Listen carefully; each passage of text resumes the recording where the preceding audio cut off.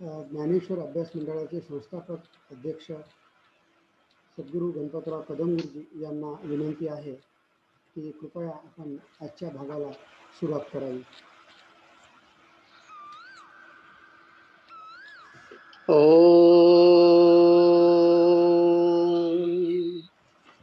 ओंकारं बिंदु संयुक्तं नित्यं ध्यायन्ति योगिनः कामदं ओंकाराय नमो नमः.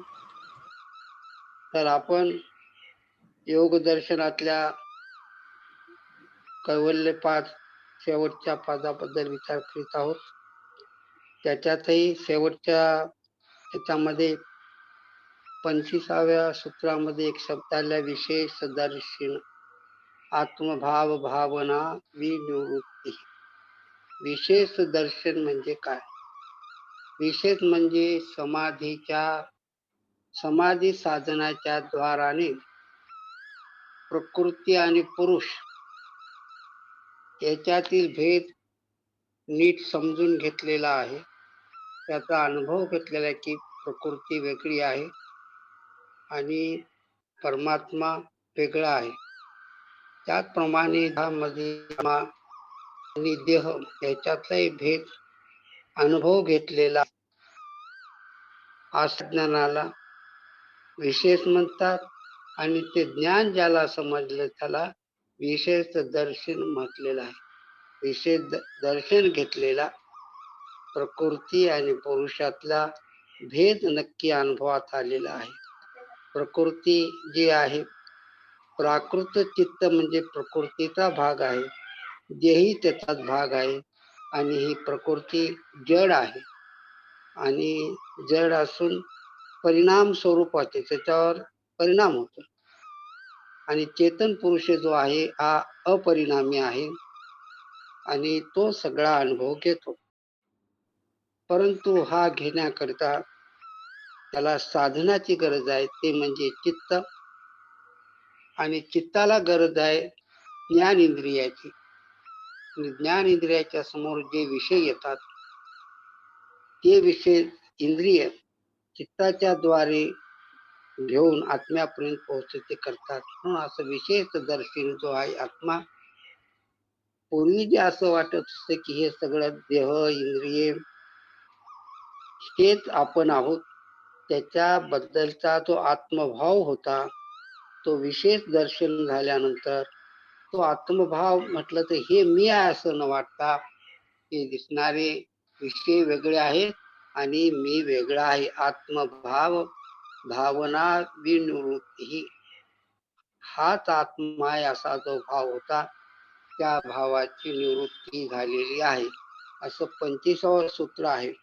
26व्या सूत्रात ते तदा विवेक निम्नं कैवल्य प्राग भारम चित्त. त्याच्यात काय सांगितलेलं आहे?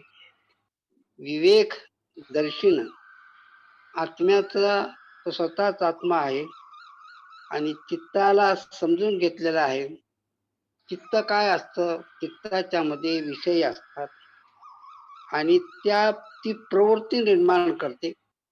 अशा प्रवृत्तीला समजून घेऊन ज्यावेळी विवेक असतो तो विवेक त्यांना दूर करतो आणि आत्म्याकडे वळतो.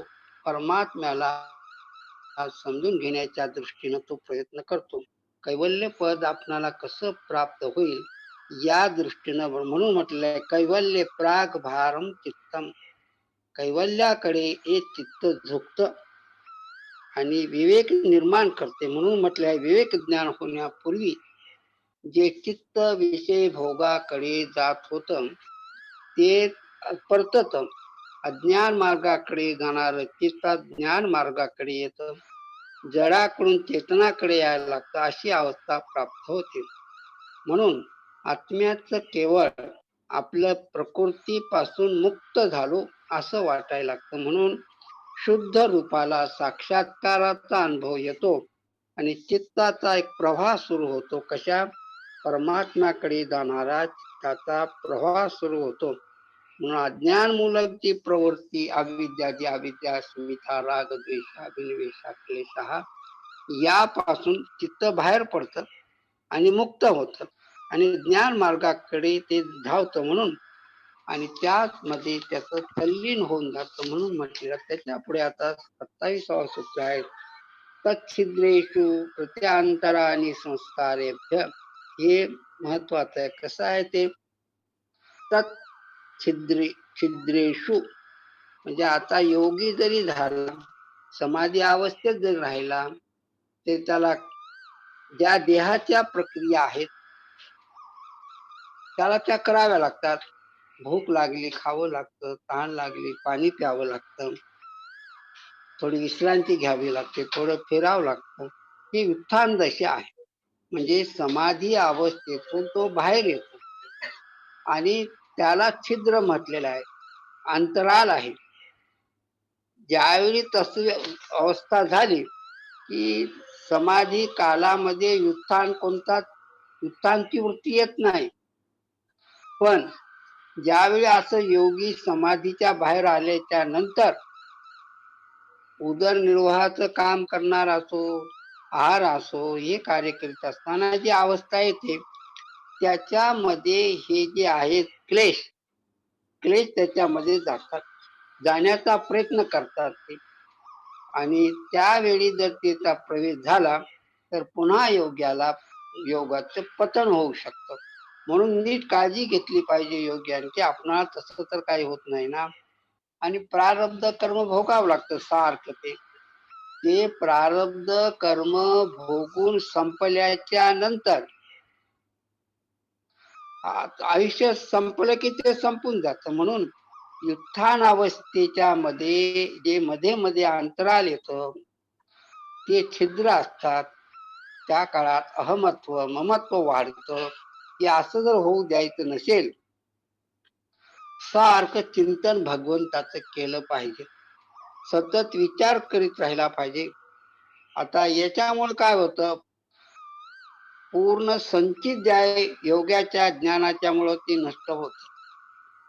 प्रारब्ध कर्म भोगत आहे आणि सध्या जे चालू वर्तमान काळात जे घडतं ते जेव्हाच्या तेव्हा ते संपून जात असतं. म्हणून प्रारब्ध कर्म भोगताना सुद्धा जे कर्म योग्याकडून होतं, काहीतरी कर्म करावंच लागते ना योग्याला, आणि ते पूर्ण शुद्ध पवित्र चित्त असल्यामुळे त्यांच्याकडून शुद्धच कामं होतात, अशुद्ध कामं होत नाहीत. म्हणून ज्यावेळी त्यांचा प्रारब्ध कर्म भोग संपल्याच्या नंतर, आयुष्य संपल्याच्या नंतर, ते मृत्यू पावल्याच्या नंतर ते तर मोक्षाला जातात. परंतु या विदेही अवस्थेमध्ये किंवा देहाच्या अवस्थेमध्ये जे कर्म केलेले असतात ते सर्व पवित्रच असतात, आणि त्या पवित्र कर्माचाही संचार राहतो, त्यालाही भोगावं लागते. परंतु केव्हा? मोक्ष काल संपल्याच्या नंतर. मोक्षाचा कालावधी ठरलेला आहे, ते का कायमचा मोक्ष नसतो. तो विशेष कालावधीमध्ये मोक्ष संपल्यानंतर पुन्हा त्याला जन्म घ्यावा लागतो. त्या जन्माबद्दल सांगितलं की तो चांगल्या कुटुंबात जन्माला येतो. चांगल्या म्हणजे ज्ञानी, पंडित, पवित्र, साधू अशा पुरुषाच्या घरात तो जन्माला येतो आणि जगत कल्याणासाठी तो कर्म करीत राहतो. असा म्हणून तच्छिद्रेषु, त्या छिद्राच्या मध्ये जे संस्कार जे असतात क्लेशाचे, ते संस्कार मध्ये प्रवेश करणार नाही याची काळजी घेतली पाहिजे. हे झालं तच्छिद्रेषु कृत्यांतराणि संस्कारेभ्य. त्याच्यानंतर पुढे 28वा सूत्र आहे. हानमेषां क्लेश वदुक्तम. हान म्हणजे नाश, तप, स्वाध्याय आणि ईश्वर प्रणिधान, याला क्रियायोग म्हटलेला आहे. या क्रियायोगांच्या मुळे, ही तपश्चर्या केल्यामुळं अविद्या, अस्मिता, राग, द्वेष आणि अभिनिवेश हे पंचक्लेश ज्या शिथिल होतात, त्यांची तेवढी ताकद राहत नाही. हाच उपाय पुढे ज्यावेळी क्लेश मध्ये चित्तामध्ये प्रयत्न करतात त्यावेळी या साधनाचा उपयोग केला तर त्याचा नाश होऊ शकतो. म्हणून तो नेहमी लक्षात आणलं पाहिजे. काय केलं पाहिजे? विशेषतः ब्रह्मचर्याचं पालन केलं पाहिजे. ब्रह्मचर्य म्हटलं ते एका विशिष्ट नियमानं पत्नीशी संयोग करणे. त्या त्या व्यतिरिक्त तसा जर भोग घेतला नाही तर त्यालाही ब्रह्मचारी म्हटलेलं आहे. ब्रह्मचार्याचे दोन प्रकार, नैष्ठिक ब्रह्मचारी, आयुष्यभरही ज्यांनी विवाह केले असे लोक, आणि हे जे काय संस्कार दुःख तयार होतात ते द्वंद्व सहन करण्याची शक्ती आपल्यात निर्माण झाली पाहिजे. अध्यात्मशास्त्राचं चिंतन केलं पाहिजे, त्याचं परिशीलन केलं पाहिजे, नेहमी सार्थ प्रणवाचा ओंकाराचा जप करीत राहिलं पाहिजे. असं अनुष्ठान केल्याच्यामुळं हे जे अविद्यादी जे दोष असतात, उत्थान संस्कार जे असतात ते शिथिल बनतात. हाच क्रिया योग आहे. मोक्ष प्राप्तीचा सर्वोत्तम हा उपाय आहे, हा मार्ग आहे. असं केलं तर 29व्या सूत्रात केलं, प्रसंख्याने आप्य कुशीदस्य सर्वथा विवेक ख्याते धर्म मेघ समाधी. प्रसंख्यान म्हटलं तर काय, विवेक ख्याती, ज्याला विवेक नक्की समजला आणि तो निरंतर चित्तामध्ये ठेवतो. अभ्यासानं पूर्ण समजलं. काय समजलं? हे चित्त जड आहे, प्रकृतीचाच भाग आहे, तो मी नाही, मी आत्माच आहे, परमात्म्याकडे मला जायचं आहे, अशी ख्याती, ख्याती म्हणजे ज्ञान, अशी विवेकाची ख्याती झाली, तो काळ संप्रज्ञा समाधीकडे जाणारा असतो. संप्रज्ञा समाधी त्या काळात प्राप्त होऊ शकते. म्हणून योगी काय करतो, समाधी अवस्थेमध्ये परमेश्वराचा साक्षात्कार व्हावा म्हणून अनुरागाचा त्याग करतो. अनुराग म्हणजे जे आपण सुख भोगलेले आहेत त्या सुखाचा पुन्हा अनुभव घ्यावा असं चित्ताला वाटतं. तसं जर होऊ दिलं नाही, निरंतर परमेश्वराचं नामस्मरण केलं, विशेषतः प्रणव जप केला, त्याचा अभ्यास जर करीत राहिलो आपण, तर त्यामुळं विवेक ख्याती सर्वोच्च तयार होते आणि त्याचमुळं त्याच्यामध्ये परम वैराग्य प्राप्त होतं, परम श्रेष्ठ वैराग्य. आणि मग तिथं उत्थानाची वृत्ती थांबते आणि विवेक ख्याती वाढते, प्रवाह निरंतर चालू राहतो त्यांचा. म्हणून ज्या गोष्टी आपणाला संसाराला ओढतात, संसाराकडे, त्या वृत्ती बंद होऊन जातात, रुद्ध होतात, प्रवाह चालू असतो ज्ञानाचा, अध्यात्माचा. म्हणून याच दृष्टीनं जर पुढे आणखी प्रयत्न केला परमेश्वराच्या साठी, संप्रज्ञा समाधीमधून मग असंप्रज्ञा समाधीकडे जातो. याच त्याला धर्ममेघ समाधी असं म्हटलेलं आहे. जसं मेघातून पाणी पडतं आणि सगळे जीव मात्र सुखी होतात, त्याप्रमाणे असंप्रज्ञा समाधीमध्ये जेव्हा योगी जातो त्यावेळी त्याचं जीवन प्रफुल्लित होतं, आनंदित, लोककल्याणासाठी तो काम करतो. त्याला भीती राहत नाही, मग आपली इंद्रिय ताब्यात राहणार नाहीत. म्हणून ही योग्याची उच्च दर्जाची अंतिम अवस्था आहे, सर्वोच्च सगळ्यात उच्च दर्जाची अंतिम समाधी आहे. ही अवस्था प्राप्त करून घेतल्यानंतर योगी आत्मज्ञानी होतो, जीवनमुक्त होतो. वर्तमान काळात जो देह आहे, जे कर्म करायला लागतात ते मोक्ष प्राप्तीच्या नंतर करीत राहतो. म्हणून देहामध्ये पुनर्जन्माची या काळी प्राप्ती होत नाही. म्हणून तो समाधी अवस्थेमधून या धर्ममेघ समाधी मध्ये होतो. असं केल्याच्या तथा क्लेश कर्म निवृत्ती. मग धर्ममेघ समाधी प्राप्त झाल्याच्या नंतर त्याच्यामध्ये आत्म्याला खालच्या दर्जाला ओढणारे अविद्या, अस्मिता, राग, द्वेष आणि अभिनिवेश हे जे क्लेश आहे, हे सर्व क्लेश निवृत्ती होते. तथा क्लेश कर्म निवृत्ती ही ती वृत्ती राहत नाही. कशाची? क्लेशाची. क्लेशाच्या द्वारे जे कर्म केल्या जातात त्याची निवृत्ती झाल्याच्यामुळं कर्माचा जो क्रम राहतो तो सांग कसा आहे. कर्म करायची, ते पुन्हा चित्तामध्ये थांबतात, ते साठा होतो, संचित होत, संचितामधून काही कर्म पुन्हा जन्म घ्यायचा, पुन्हा जन्म, पुन्हा मरण, पुन्हा हा जो क्रम आहे, हा क्रम तिथं समाप्त होतो. त्या क्लेशांत कर्माचा. म्हणून क्लेश कर्माची निवृत्ती झाल्यामुळे आत्मज्ञानी योगी जीवनमुक्त होतो. म्हणून ही जी मिथ्याज्ञान जे आहे, संसाराचं कारण मिथ्याज्ञान, अविद्येमुळे संसार निर्माण होतो. म्हणून अविद्या क्षीण झाल्याच्या नंतर आत्मज्ञानी योग्याला देह धारण करण्याची गरज राहत नाही. प्रारब्ध कर्म भोगल्याच्या नंतर वर्तमान देहाचं पतन होतं आणि आत्मज्ञानी योगी पुन्हा मोक्षाला प्राप्त होतो. मोक्षाचा काळ संपला की पुन्हा जन्माला येतो. म्हणून तुकाराम महाराज म्हटले की मला तशी कुठली मुक्ती हो, मला काय संताची संगती दे. संताची संगती म्हणजे बाहेरच्या लोकांची ठीक आहे, परंतु तुम्ही स्वतः संतत्व बनता. तुमच्यामध्ये संतत्वाचे जे विचार येतात त्याला बघायला लागा. त्याच्यामुळं काय होईल, जे आत्म्यावर आवरण आलं तदा सर्व आवरण मला मलोपेतस्य ज्ञान तेजज्ञे मल्पम. म्हणजे काय सांगितलं, चित्त हे सत्व प्रधान आहे. स्वभावतः ते सर्व वस्तूला जाणण्याची शक्ती चित्तामध्ये असते. कारण सत्वगुण असल्यामुळं त्याच्या समर्थ बनतो कोणत्याही वस्तूला समजून घेण्याकरता.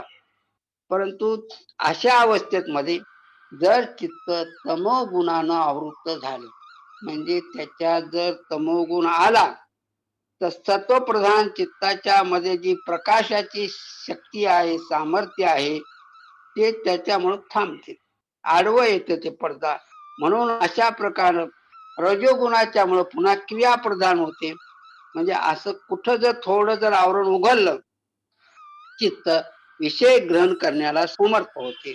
असं होऊ नये म्हणून आवरण काढून टाकलं पाहिजे. मल आणि विक्षेप हे जे आहेत, आता ते काय विक्षेप आहेत, व्याधी, स्थान, संशय, प्रमाद, आलस्य, अविरती, भ्रांती, दर्शनालब्ध, भूमिकत्व, अनुष्ठाने चित्त विक्षेपाचे अंतराया, हे 9 विक्षेप आहेत.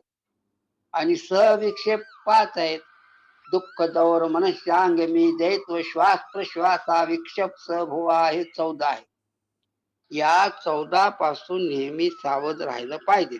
याच्यातून सावध राहिला तरी विक्षेप तुम्हाला काही करत नाही. आणि जर तुम्ही थोडं जरी विचार केला की लोक आपणाला येऊ लागले, पाया पडू लागले, सुखी व्हा म्हणू लागले, आपला आशीर्वाद घेऊ लागले, की माणसाच्या हातून पुन्हा दुःख निर्माण होतं.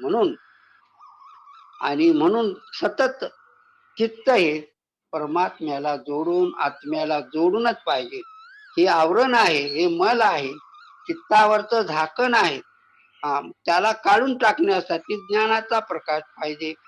म्हणून चित्त जे आहे, धर्ममेघ समाधीमध्ये तुम्ही राहू लागलात, चित्ताचं सर्व आवरण, सगळे मळ आपोआप त्याचं नियंत्रण होते त्याच्यावर आणि आवरण नष्ट होऊन जातं.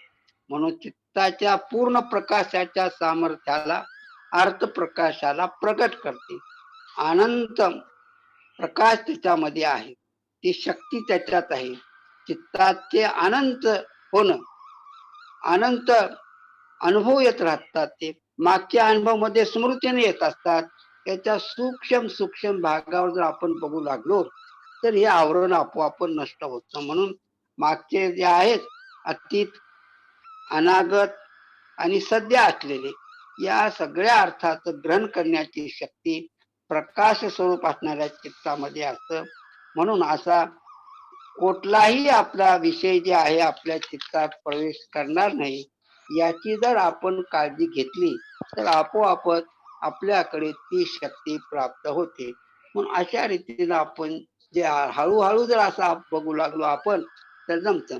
आणि याच्या जर थोडी जर आपण दुर्लक्ष केलं तर काय होते, मग स्मिता, राग, द्वेषा, अभिनिवेशा, पंचक्लास हे जसं सांगितलं, वितर्का, हिंसा, दया, कृतकारिता, अनुमोदिता, लोभ, क्रोध, मोहपूर्वका, मृदू मध्यादी मात्रा, दुःख, ज्ञानांत फला, इति प्रतिपक्ष भावना. ते काय होते, म्हणजे विनाकारण कुतर्क निर्माण व्हायला लागतात. म्हणून याचं निर्मूलन करण्यासाठी साधकानं स्वरूपाच्या साक्षात्काराबरोबर आपलं चित्त नेहमी जोडून ठेवलं पाहिजे. आणि मग प्राकृत जेवढ्या वस्तू आहेत दिव्य असो अदिव्य असो कुठलाही असो, तो विषय आपल्याशी संपर्कात येणार नाही याची दक्षता घेतली पाहिजे. म्हणून सत्वप्रधान चित्ताची प्रवृत्ती बाह्य विषयाकडे जाणार नाही, त्याला पूर्ण आत्म्याकडेच लावत राहिलो आपण, तर त्याच्यामुळं पूर्ण विरक्ती निर्माण होते.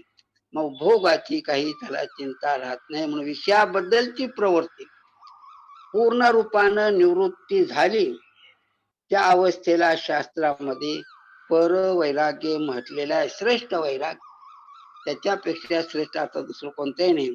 म्हणून संस्कार जे असतात, उत्थानाचे संस्कार, उत्थान म्हणजे जागृत अवस्थेत जे संस्कार होतात.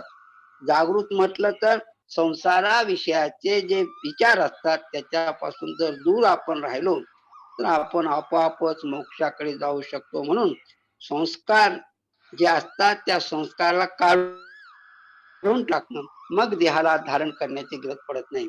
आता मात्र 32वे सूत्र आहे. ततः कृतार्थानाम परिणाम क्रम समाप्तीर गुणानाम. आता मागचा विषय आहे. हे काय प्रकृती कशी आहे? सत्व रजस्तम साम साम्यावस्था प्रकृती. प्रकृतेर महान महत्व अहंकारो अहंकारात पंचतन मात्र अनुभव इंद्रियानी तन्मात्र स्थूल भूतानी पुरुष पंचविशंतीर्गण. पहिल्याचा प्रकृती. प्रकृती कशाला म्हणतात? सत्व रजतम साम्य अवस्था. हे तिन्ही गुण ज्यावेळी सम अवस्थेत असतात तेव्हा त्याला प्रकृती म्हणतात. या प्रकृतीमधून महत्त्व जन्माला येतं. महत्त्वापासून अहंकार जन्माला येतो. अहंकारापासून पंचतन्मात्रा निर्माण होतात आणि ज्ञानेंद्रिय, एक अंतर इंद्रिय मन, 5 ज्ञानेंद्रिय, 5 कर्म इंद्रिय हे जन्माला येतात आणि पुन्हा त्याच्यापासून पंचतन्मापासून पंचमहाभूत जन्माला येतात. असे हे 24 तत्व आहेत. या 24 तत्वामध्ये एक पुरुष पंचविशंतीर्गण, 25वे तत्व जे आहे आत्मा आहे. म्हणून प्रकृतीचे परिणाम महत्त्वापासून 25 याच्यापर्यंत येतात. म्हणून हे आपल्या लक्षात आलं पाहिजे. म्हणून या सगळ्या गोष्टी जर आपण पाहिल्या तर आपल्याकडे भोग आणि अपवर्ग याची सिद्धी निर्माण होतात. म्हणून जन्मजन्मांतरामधून चिरकालापर्यंत त्या भोगाला भोगून आत्मा त्रासतो आणि प्रत्येक आत्म्याला आपण मोक्ष मिळावा असं वाटत लागतं. त्याला खूप कालावधी लागतो. नियमानं कोणत्या तरी काळात प्रत्येक जीवाला वैराग्य निर्माण होतं, पण त्याला खूप काळ लागतो. म्हणून ज्याचं दैव चांगलं असेल, ज्याला संतांची संगती प्राप्त झाली असेल, तर त्याला मध्येच तृष्णारहित चित्त व्हावं असं त्याला वाटतं. म्हणून अनुभवी आचार्य असतात, अध्यात्मशास्त्राचा उपदेश करणारे जे लोक असतात, त्यांच्याकडून प्रेरणा घेऊन जडबद्ध माणूस सुद्धा परमात्म्याकडे साधना करायला लागतो. म्हणून त्या दिशेनं आपण प्रयत्न करणं, श्रद्धेनं दीर्घकालापर्यंत सतू दीर्घकाल नैरंतर्य सत्कारा सेवितो दृढभूमी. ती दृढता प्राप्त करण्याकरता धर्ममेघ समाधीमध्ये जाण्यासाठी आत्मसाक्षात्कार करून घेणं अत्यंत आवश्यक आहे. म्हणून चालू वर्तमान देहामध्ये प्रारब्ध कर्म भोगावंच लागते, कोणालाही सुटत नाही. म्हणून त्याला पूर्ण केल्याच्या नंतर जन्म मरणाचा जे काय चक्र आहे ते संपत. तर याच्यानंतर पुढे आहे 33वे सूत्र. क्षण प्रतियोगी परिणामा परांत निर्ग्राह्य क्रम. कालाचा जो सर्वात लहान भाग आहे त्याला म्हणतात क्षण. क्षण म्हणजे यापेक्षा आता काळाचा दुसरा छोटा भाग होत नाही. याला दुसरं गणित काय सांगितलं की परमाणू एका ठिकाणाहून दुसऱ्या ठिकाणी जाण्याकरता जितका वेळ लागतो त्याला क्षण म्हटलेला आहे. आता ही गोष्ट लक्षात येण्याकरता तो ज्यावेळी त्याच्यात जातो, जसं आता माती चिखलापासून घट बनला, तंतू पासून वस्त्र बनलेला आहे, जेव्हा घट आहे, कपडा आहे, अशा अनेक वस्तू आहेत. त्या नवीन असताना आपल्याला उत्तम दिसतात, परंतु त्यांना तुम्ही तसंच जर खूप कालावधी ठेवलात त्याचा वापर न करताही ते शेवटी जीर्ण होऊन जातात. त्याचा वापर केला नाही तरी आपोआप जीर्ण होतात. वस्त्र सुद्धा जीर्ण होऊन जाते. त्याप्रमाणे निरोध काळात उत्थानाचा निरोध तुम्ही जर केलात तर ह्या चित्तामध्ये विषय भोगाची जी इच्छा असते ती थांबते, हळूहळू थांबायला लागते. म्हणून चित्ताच्या मध्ये निरोधाचं चित्त तयार करता आलं पाहिजे. म्हणून ती अवस्था प्राप्त होण्याकरता तस्य प्रशांत वाहिता संस्कारात काय आहे ते तुम्ही जर त्या पद्धतीचा विचार करू लागला की त्याचा एक प्रवाह तयार होते त्याच विचाराचा. जसं एखाद्या माणसाला चिंता लागली, त्याला किती समजून सांगितलं तर आपण बाहेर गेले की पुन्हा तो चिंता करायला लागतो. म्हणून काही दुःखी माणसं जी असतात त्यांच्याकडे नेहमी त्यांच्या जवळचे माणसं पाहिजेत. आणि असं जर झालं नाही तर चित्त त्याचं बेचैन होते. म्हणून आपलं जे चित्त आहे या चित्तामध्ये सर्व अर्थ जर सांगितलेला आहे, सर्व अर्थ म्हटलं तर सगळे विषय चित्तामध्ये राहतात. त्याचा क्षय होतो, उदय होतो, क्षय होतो, असं चालूच राहतं ते. त्याला समाधी परिणामही म्हणतात. म्हणून पुन्हा शांत तथा पुन्हा शांत दितो तुल्य प्रत्ययो चित्तस्य एकाग्रता परिणाम एतेन भूतेंद्रियेषु धर्म लक्षणावस्था परिणाम असं आहे पूर्ण. म्हणून कालांतरानं त्याच्यात परिवर्तन होतं. ते आपणाला दिसत नाही परंतु ते परिवर्तन होतं. हे आपल्या घरातलं घट असो, वस्त्र असो, ते काही कालाच्या नंतर आपोआप जीर्ण शीर्ण होऊन जातात. म्हणून एकदम होत नाही, ते हळूहळू हळू. हा क्रम जो आहे ज्याने योग समाधी साधली हा क्रम त्याचा तुटतो. त्याला समजते काय होऊ लागलेलं आहे. म्हणून वस्तू निर्माण झाली हा एक परिणामच आहे. तेव्हापासून प्रत्येक क्षणाला परिणाम होत होत असतो. याचा अनुभव मग शेवटी वस्तूंचा नाश होतो तेव्हा येतो. म्हणून वर्तमान वस्तूच्या अवस्थेकडे आपण जर पाहू लागलो तर एकदम आपल्याला ते दिसत नाही. परंतु परिवर्तन असतेच. हे विश्व सगळं परिवर्तनशील आहे. याच्याकडे स्पष्ट रूपानं अनुभव घेऊ लागलो तर ईश्वरानं जे निर्माण केले जग आहे ते क्रमात उदाहरण आहे. म्हणून त्या विश्वाचा केव्हा तरी नाश नक्कीच होतो. आपण आलो असे किती वेळा या विश्वामध्ये आपण जन्माला आलो असेल, वेगवेगळ्या देहामध्ये गेलो असेल. म्हणून जन्मलेला प्रत्येक प्राणी मरणारच हे आपल्याला समजते. कोणी सांगते बा जन्माला म्हणजे नक्की मृत्यू आहे, हे जसं उत्तर स्पष्ट आहे. मृत्यू पावलेला माणूस पुन्हा जन्माला येतोच का, याचं उत्तर देणं अवघड आहे. मग त्याच्यासाठी अनेक उदाहरणं देऊन पटवावं लागते. हा पूर्वजन्मीत कुत्रा होता का, मांजर होता का, वाघ होता, असे मग काही माणसाच्या वर्तनावरून लक्षात येते. आपणही बोलतो अति दुष्ट आहे हो, काही काही माणूस कुत्र्यासारखं वागतो बघा, काही गाढवासारखं भुंकतो असं आपण म्हणतो ना. मग त्याच्यातले काही गुण त्याच्यात असतात. याच्या आधारे याच्या पूर्वीच्या जन्मात कोण काय होतं ते समजू शकतं, तर अंदाज असतो तो. म्हणून जे योगी लोक असतात, योगी लोकांना मात्र त्याच्या शरीराकडे त्याच्या बुद्धीकडे पाहिल्याच्या नंतर त्याच्या चित्तामध्ये काय चाललेलं आहे त्यांना समजू शकते. म्हणून गुणाच्या परिणामाचा क्रम पूर्ण आत्मज्ञानी योगी करतो आणि मग तो क्रमदोष तुटून जातो. देहपतन झाल्यावर त्यात पुन्हा कैवल्याची प्राप्ती होते. अशा प्रकारानं आपण या शेवटच्या पादामधलं 33 सूत्र पाहिले. आता फक्त एकच सूत्र राहिलं, ते 34वं सूत्र आहे. पुढे काय आता शेवटचं सूत्र आहे.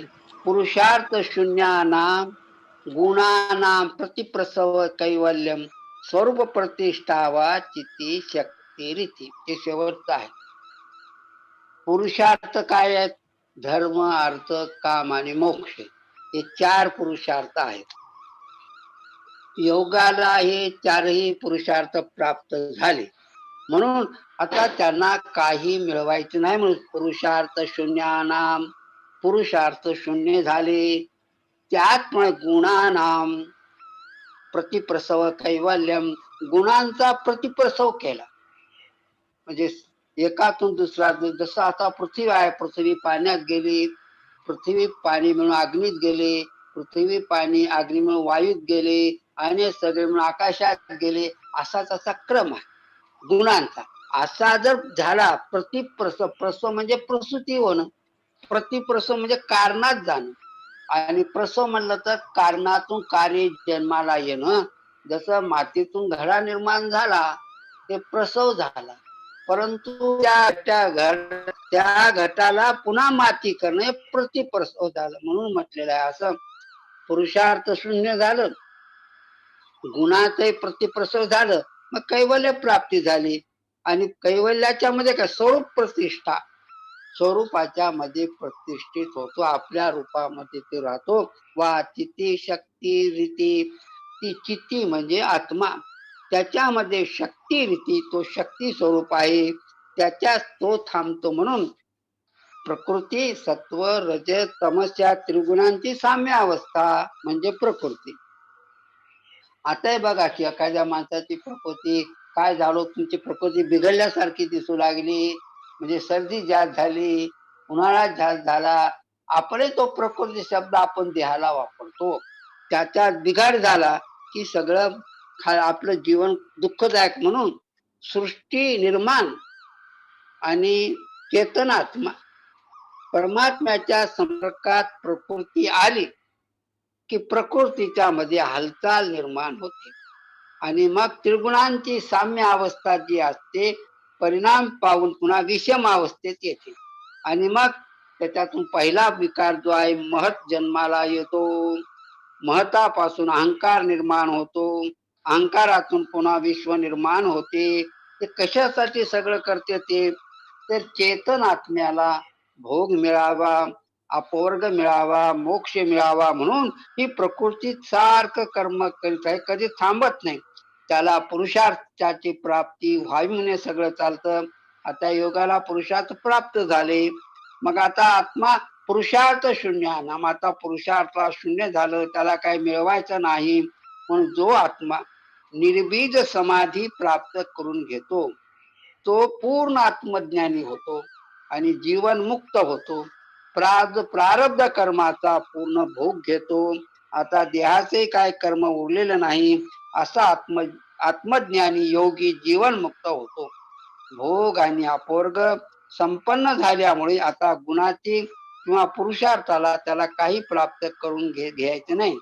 त्याला जे करायचं होतं ते प्राप्त झालं, कैवल्य प्राप्ती झाली, त्याला ध्येय होत ते ध्येय प्राप्त करून घेतलेलं आहे. आता मुक्त आत्म्याला गुणांची किंवा पुरुषार्थाची गरज नाही. म्हणून गुण प्रतिप्रसवाने आपल्या उपादान कारणात जातं, त्याच्यात लय होतो, पुरुषार्थ शून्य होतो. म्हणून यालाच कैवल्य म्हटलेलं आहे. कैवल्य म्हणजे केवळ एकटाच आहे, आत्माच आहे. आता केवळ रूपात तो असतो. म्हणून किती शक्ती चेतन आत्मतत्वाचा प्रकृतीमध्ये प्रकृत महत्त्वापासून पुढे आला, या योगानं सर्वोच्च स्तरावर पोहोचलेला. म्हणून योगाच्या चित्ताची उत्साहवृत्ती आता निरुद्ध पावलेली आहे. या दृष्टीनं समाधी आणि निरोध यांचे संस्कार चित्ताच्या मध्ये येत नाही, थांबल्यामुळं चित्तामध्ये सर्व वृत्ती लीन होतात. म्हणून मन आपल्या कारणात अस्मितामध्ये जाते, अस्मिता अहंकारात जाते, अहंकार बुद्धीत, आणि मग बुद्धीचे मूल उपादान कारण प्रकृतीत लीन होते. अशा प्रकारे चेतन पुरुष आत्मतत्व प्रकृती गुणांच्या संपर्कापासून वेगळा राहतो, म्हणून तो एकटा राहिला. म्हणून तदा द्रष्टू स्वरूप्यावस्थानम, तो आता स्वतःच्या रूपामध्येच राहतो. आता चेतन आत्म्यामुळे केवळ स्वरूपात अवस्थित राहतो, म्हणून आता गुणांशी त्याचा काही संबंध राहत नाही. म्हणून आत्म्याच्या या अवस्थेला कैवल्य पद असं म्हटलेलं आहे. तेव्हा आपला नैसर्गिक सामर्थ्याने जो योग, जी समाधी अभिव्यक्त झालेली आहे तिच्यामध्ये तो राहतो, तो आनंद स्वरूप होऊन राहतो, प्रमात्यात संबद्ध होऊन जातो, मग दिव्य आनंदाचा अनुभव घेत राहतो. हेच मानवी जन्माचं अंतिम मूल्य आहे. म्हणून इति म्हटलेल्या चातकानं आता या ठिकाणी शास्त्राची समाप्ती झाली असं म्हटलेलं आहे. म्हणून योग दर्शनाचा असं प्रथम सूत्रापासून हे आपण पाहिलं. आणि शेवटचं काय आहे की ओम खम ब्रह्म अवती इति ओम आकाशम व्यापकत्वात्थम सर्वभूत्वात् ब्रह्म, हे या वेदांचं महावाक्य आहे. महावाक्य ज्ञानाचं आहे. यजुर्वेदातलं हे शेवटचं वाक्य आहे. म्हणून त्या ठिकाणी आता आपण आलो. तर पहिला भाग आपला जो आहे या ठिकाणी संपला. तर आता दुसऱ्या याच्याकरता आपल्याला काही शब्द त्याच्यातले जे आहेत ते एकेका शब्दाचा आपण पुढच्या वेळेपासून विचार करू.